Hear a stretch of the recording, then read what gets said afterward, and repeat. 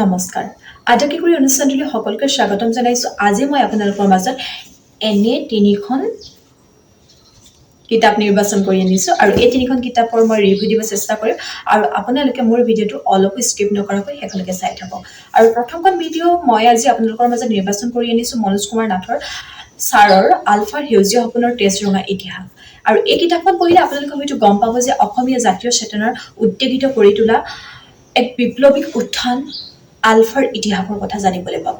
আৰু যি সময়ত আমাৰ অসমীয়া থলুৱাই এনে বিপ্লৱৰ উদ্গীৰণ কেতিয়াও দেখা নাছিল। এক বিভৎস পৰিৱেশ সৃষ্টি হৈছিল। আমাৰ নিজৰ থলুৱা ককাই ভাই তেওঁলোকে প্ৰত্যক্ষভাৱে চকুৰ সন্মুখতে তেওঁলোকে তিল তিলকৈ মৃত্যুমুখত যোৱা তেওঁলোকে দেখিছিল। আৰু তাৰে মাজত অজস্ৰজনৰ সংখ্যা সাৰখাৰ হৈ গৈছিল। আৰু তাৰে মাজত তেওঁলোকে সপোনৰ পম খেদি তেওঁলোকৰ হুতি লৈ গৈছিল আৰু তেওঁলোকৰ বিপ্লৱ আৰম্ভ কৰিছিল। এক তেজে ধোৱা ইতিহাসৰ কথা আচলতে মনোজ কুমাৰ নাথ ছাৰে এইখন কিতাপত উল্লেখ কৰিছে। আচলতে ব্যক্তিগত ভাৱে মই এটা কথা উনুকিয়ে কওঁ আপোনালোকৰ আগত, মই সেই শতিকাৰ এগৰাকী জীয়ৰী নহয়। মই এইসমূহ কথা মই ককা আইতাহঁতৰ মুখতহে শুনি আহিছিলোঁ বা তেওঁলোকৰ ওচৰতো ইমানো এটা তথ্য নাছিল। কিন্তু যেতিয়া এগৰাকী নৱপ্ৰজন্ম হিচাপে সংবাদ মাধ্যমত বা বিভিন্ন কিতাপসমূহ পঢ়ি গম পালোঁ সেই বিষয়ে আচলতে আলফানো কি বা আলফাৰ সংবাদ মাধ্যমসমূহ দি থাকে যেন কথাবোৰ কিনো, তেতিয়া মই গম পালোঁ, বুজি পালোঁ। আৰু পঢ়িবলৈ জানিবলৈ মন যায় কিনো বস্তু আচলতে প্ৰকৃততে। আৰু আচলতে সেইটো মই তেওঁলোকক এইটো কথা নকওঁ যে ইতিবাচকো নকওঁ মই নেতিবাচকো নকওঁ, সেইটো তেওঁলোকৰ ব্যক্তিগত কথা বা প্ৰত্যেকৰে ব্যক্তিগত কথা।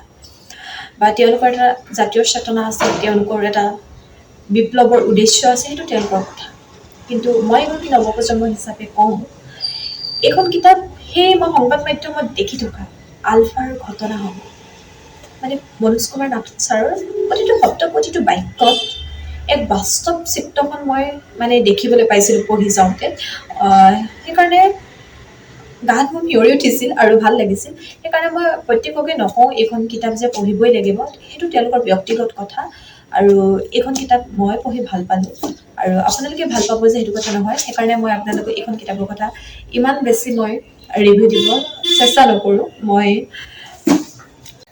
আৰু দ্বিতীয়খন কিতাপ হৈছে অখিল গগৈ ছাৰৰ অসমীয়া জাতীয়তাবাদ স্বাধিকাৰ প্ৰতিষ্ঠা সংগ্ৰাম।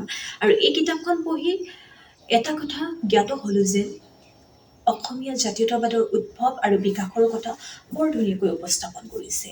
আৰু অসমীয়া জাতীয়তাবাদৰ ইতিহাস আৰু ঐতিহ্য নস্যাৎ কৰি একবিংশ শতিকাৰ ২ দশকত কেনেকৈ সাম্প্ৰদায়িকতা দৃষ্টিভংগী গঢ়ি উঠিছে আৰু কেনেকৈ তাত্ত্বিকভাৱে অসমীয়া জাতিটোক প্ৰত্যাহ্বান জনাইছে, যাৰ ফলত অসমীয়া জাতিটো হিন্দুত্ব ৰাষ্ট্ৰীয়তাবাদী প্ৰত্যাহ্বানৰ সন্মুখীন হ'ব লগা হৈছে।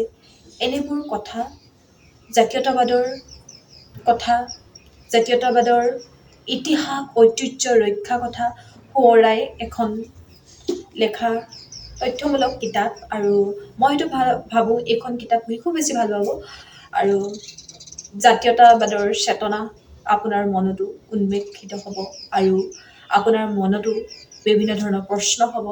আৰু মোৰ এইখন কিন্তু পঢ়ি ভাল লাগিল। আৰু যিহেতু এইখন কিতাপ যিসকল যুৱ বক্তা তাৰ্কিক তেওঁলোকৰ বাবে মই এটা কথা ক'ম, এইখন কিতাপ যদি পঢ়ে তেওঁলোকে হয়তো সামগ্ৰিকভাৱে পঢ়িলেই গম পাব অলপ কথা। আৰু এক জাতীয়তাবাদৰ এক তথ্যমূলক আৰু ঐতিহ্য আৰু ইতিহাসৰ ৰক্ষাৰ ক্ষেত্ৰত যেন কিমান সচেতন আৰু আমাৰ নাগৰিকসকলক এক সজাগ হৈ উঠিবৰ কাৰণে এক বাণী দিছে বুলি ক'ব লাগিব। আৰু তৃতীয়খন গ্ৰন্থ হৈছে ময়ূৰ বৰা ছাৰৰ অসমীয়া স্বাভিমানৰ ৰূপৰেখা। এইখন গ্ৰন্থত অসমীয়া স্বাভিমানৰ ইতিহাসৰ প্ৰাগজ্যোতিষপুৰ আৰু কুঁৱৰী অমৃতৰ পৰা আৰম্ভ কৰি ডক্টৰ ভূপেন হাজৰিকা আৰু পৰাগ কুমাৰ দাসৰ দৰে স্বাভিমানী সত্তাটোক সামৰি লৈ এক সুন্দৰ উপস্থাপন কৰিছে।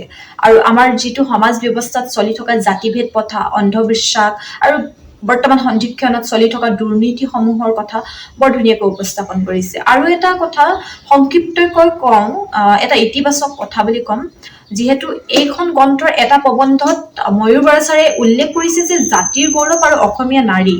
সেই প্ৰবন্ধটোত আমাৰ অসমীয়া নাৰীসকলে অসমীয়া স্বাভিমানৰ প্ৰতি আকৃষ্ট হৈ কিমানখিনি অৱদান আগবঢ়াইছে বা তেওঁলোকৰ বৰঙণি, কিন্তু সেই নাৰীসকলৰ নাম ঠিকনা বা তেওঁলোকৰ বিষয়ে কোনেও নলয় আজিৰ তাৰিখত। কিন্তু সেই বিষয়ে ময়ূৰ বৰা ছাৰে বৰ ধুনীয়াকৈ এইখন গ্ৰন্থত বিতংভাৱে জানিবলৈ দিছে, আৰু আমি জানিবলৈ পাই পাঠক হিচাপে সুখী হৈছোঁ। বিশেষকৈ মই এগৰাকী নাৰী হিচাপে সুখী হৈছোঁ, কাৰণ আমাৰ আৱেগ যেন অনুভৱ হৈছে এইখন কিতাপ। আৰু মই ভাবোঁ ময়ূৰ বৰা ছাৰৰ এইখন কিতাপ এখন বিশ্লেষাত্মক কিতাপ, আৰু মানে এটা যোগাত্মক, অসমীয়া স্বাভিমানৰ প্ৰতি এক যোগাত্মক বাৰ্তা দিছে। আৰু এইখন উপন্যাস বুলি হয়তো আমি ক'ব নোৱাৰি, এখন বিশ্লেষাত্মক কিতাপ আৰু সঁচাকৈ এটা সুন্দৰ বাৰ্তা দিছে। আৰু মই ভাবোঁ আপুনি প্ৰতিজন অসমীয়াই এনে এখন কিতাপ পঢ়াটো খুবেই জৰুৰী। আৰু মই ভাবিছোঁ আপোনালোকে অতি সোনকালে, যদি আপোনালোকে নাই পঢ়া, এখন কিতাপ ক্ৰয় কৰক, নহ'লে আপোনালোকে পুথিভঁৰালৰ পৰা হ'লেও সংগ্ৰহ কৰি বা নতুবা আপোনাৰ সতীৰ্থৰ পৰা সংগ্ৰহ কৰি এইখন আপুনি পঢ়ক। আৰু পঢ়ি আপোনালোকে কেনেকুৱা পালে, মই কোৱাৰ দৰে হয়নে নহয়, আপোনালোকে মোক কমেণ্ট বক্সত জনাবলৈ নাপাহৰিব।